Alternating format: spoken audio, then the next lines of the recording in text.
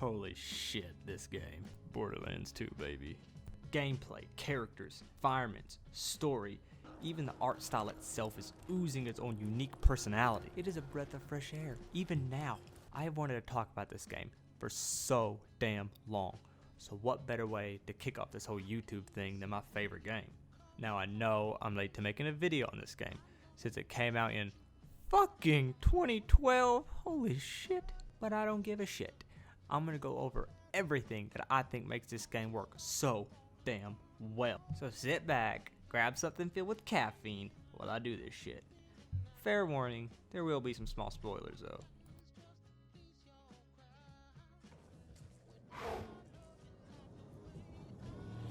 Right from the start of the game, it shows you exactly what it's about. After a storybook-esque scene that shows you exactly what happened after the end of the first game, it throws your ass into a cutscene that shows you how this game works. You're on an alien planet with alien creatures with a shit ton of crazy bandits hellbent on shoving their guns where they shouldn't be.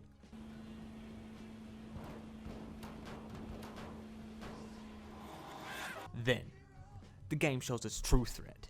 It shows that Hyperion, a corporation ran by a man named Handsome Jack, is far worse of a threat than the bandits could ever hope to be.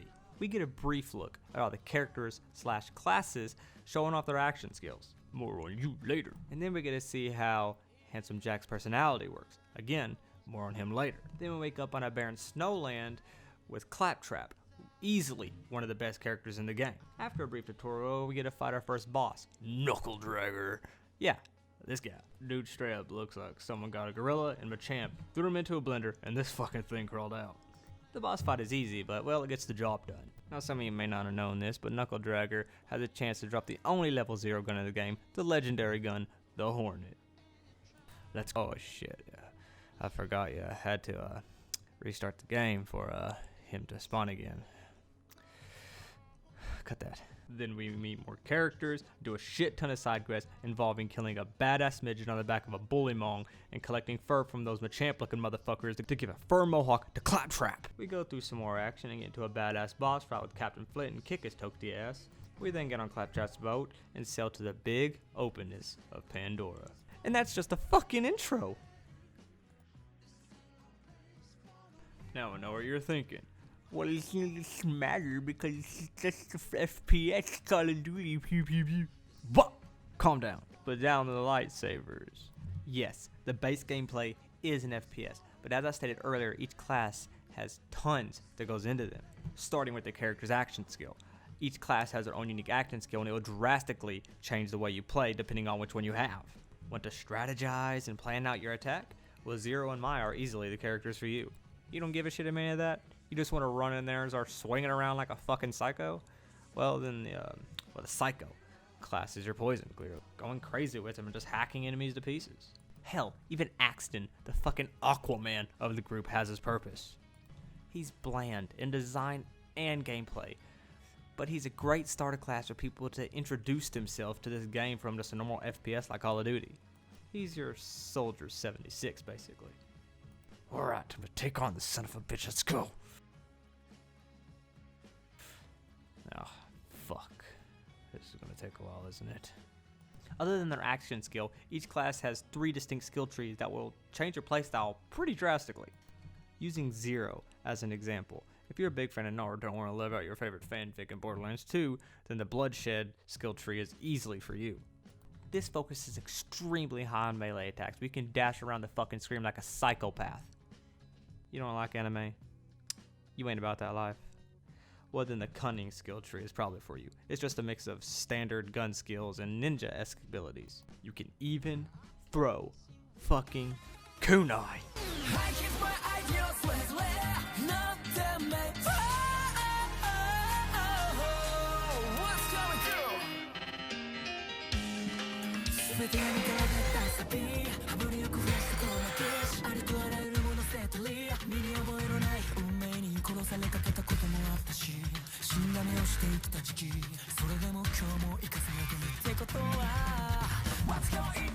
Well, if you don't like anime, then maybe just don't pick Zero. Where there is a sniping skill line, which, as it states, just focuses extremely high on staying back and looking for them critical numbers. And this is the same for every character.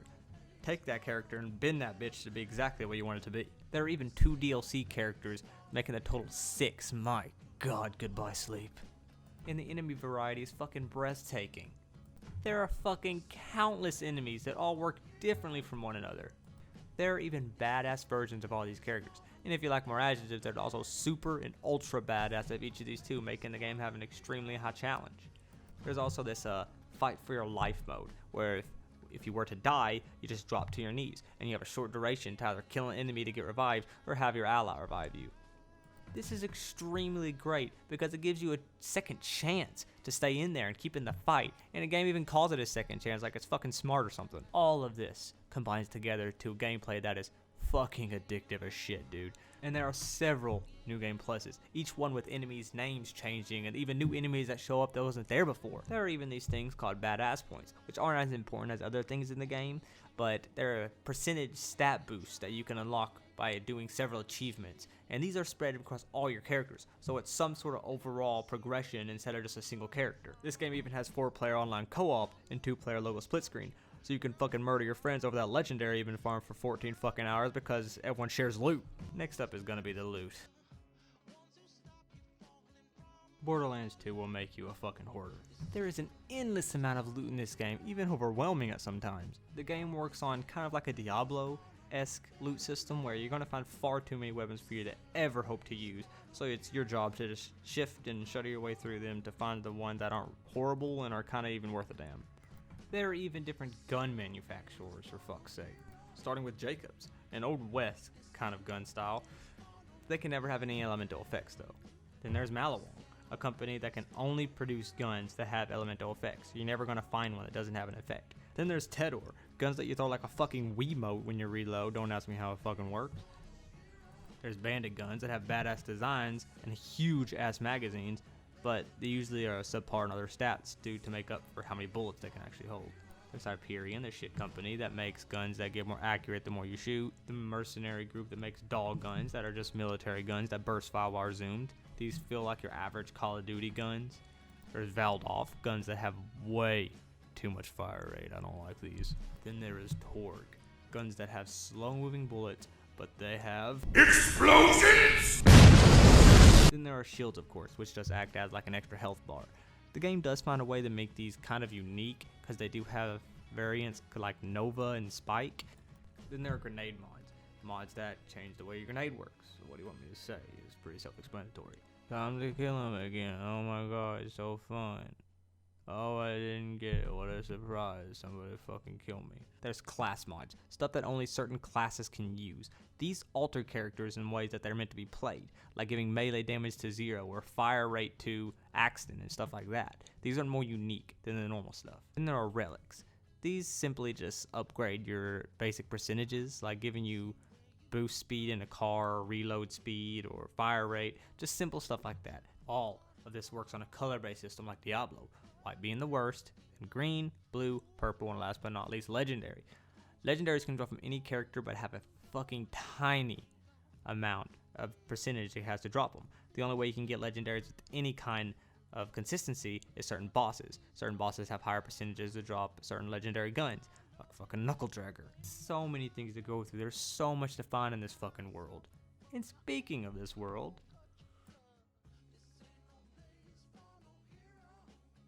I honestly believe the world in Borderlands 2 is one of the most unique in gaming.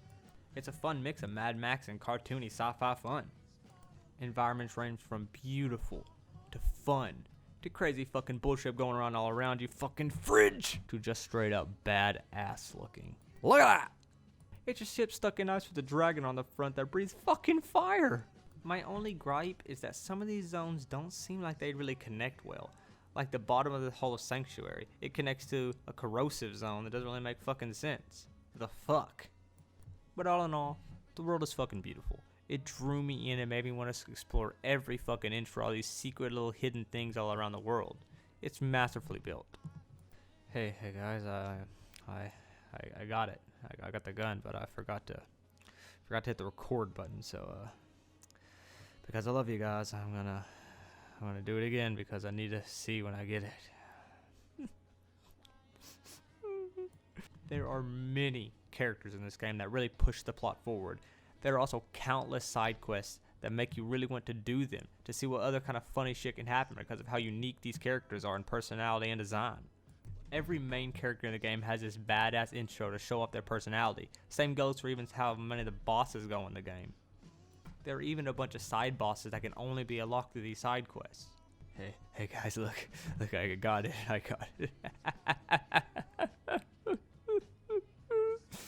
It's 4 a.m. Handsome Jack is the best villain in video game history. I love to hate this guy, and I hate to love him. He is so charismatic, and he really seems like the hero of his own world. His goal is somewhat even understandable. He wants to make Pandora pure. He wants to wipe out all the bandits on the world. But in his eye, everybody on the world is a bandit. Therein lies the problem. But I have to say, I wish the boss fight with him would have been better. It's just kind of this clone battle where you gotta find the right one. It's stupid. I fucking hate his boss fight. It's a sad end for him because of how good every other part of him was.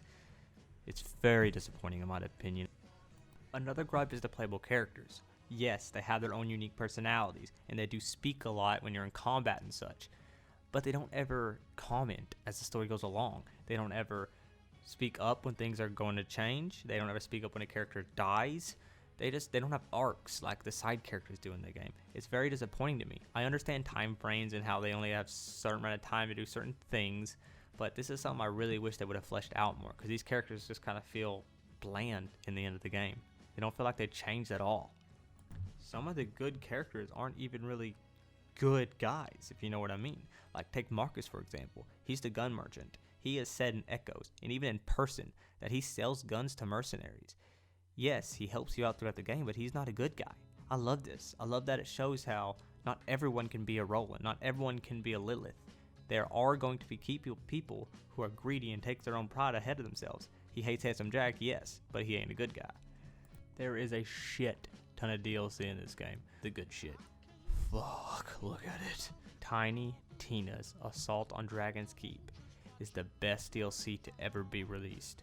Get out of here. It has its own unique environment, this idea that no game has ever really done correctly. It has a sad undertone about learning how to let go. It has everything needed. New guns, new environments, new NPCs, all of it collates into a DLC that really feels like its own standalone game that they could have sold. I'm sorry, Torg.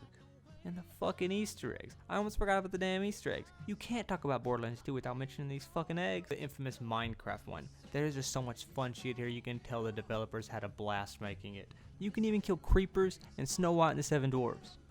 There's even gambling machines to gamble all your money away. It's not an addiction. It's fun for me.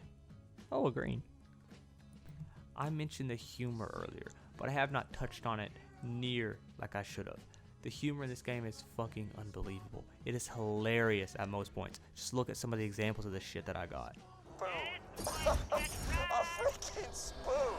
And I'm dying laughing, right? So I scoop out his stupid little eyeballs with it. His kids are all, oh yeah! And oh shit! He can't see where he's going. He's bumping into stuff and anyway, I don't know, maybe you had to be there. The moral is, you're a total bitch. That's right, Slappy. You smell it, don't you? That's the scent of a gentleman. Shit always gets me mad.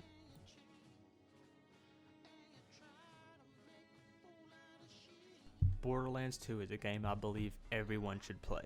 I always come back to it time and time again, and I think that everyone should experience this game at some point or another. There is no way for me to explain how much fun I have with this game every time I pick it up, and I pick it up a lot, seeing as that I beat it 11 fucking times and I own it on every console that I could possibly own it for. You can even get the Handsome Jack collection for your PS4 or Xbox One, hell even PC, for only $15 fucking dollars. Like, my god, that's fucking a deal. This comes with all the badass DLC it comes with, the characters, hell, even Borderlands the pre-sequel. I'll get to that in another video, you weird game. Borderlands 2 is a fucking masterpiece. There is no reason to ignore it if you haven't played it by now. It's been out since 2012, so a lot of people have played it. But if you haven't, the fuck are you doing, my boy? This is easily my favorite game. Get out of here. Go lay down. I see you. Get out of here. I cannot think of a game that has taken my time like Borderlands 2 has. and I'm proud of it. This game is a fucking masterpiece. Part of this might come from the fact that Borderlands came to me in a very hard time in my life, and it helped me through it. I know that sounds cheesy and kind of corny, but it's the truth. I can't lie about that. I'm sure we all have that game. And with a developer that still kind of supports the game. I mean, they release shift codes on Twitter and Facebook all the time. These are used to get golden keys, which you can use to open the golden chest inside the sanctuary, the hub of the world. But honestly, I've been rambling for so long about how amazing this game is in my opinion. I only have very slight bad things to say about it. This is the first video I've ever made, for fuck's sake. There's no reason to ignore this game. There really is not. Well, that was my first video. I'm not really expecting it to do well, seeing as that's my first video, but I'm going to keep uploading regardless, because I really do enjoy doing this kind of thing. I'll try to sound more energetic in the future. I know that's an issue I kind of have, where my voice kind of sounds like I'm tired or really bored all the time, when I'm really not. I've wanted to do this whole YouTube thing for a while now, not for money or popularity or anything like that, but just for the joy of making videos. I've always enjoyed doing these kind of things. I learned this kind of stuff in college, and with the push from my fiance, she just thought, why not? You know, fuck it. I've always been kind of insecure about my voice, seeing as that I have kind of like a hick undertone in my voice. That's just because of where I'm raised, and I always thought people would think I was just some sort of redneck. I'm the complete opposite of it, but that's just how I sound. But anyway, I'd like to thank you for watching. It really means a lot to me if you stuck all the way to the end. I tried my hardest on this video, and I promise I'm going to keep uploading. I don't know how long it's going to take me to make these videos, because I am balancing work and college right now and a family life. Alright, I'll see you in the next video. Thanks, guys.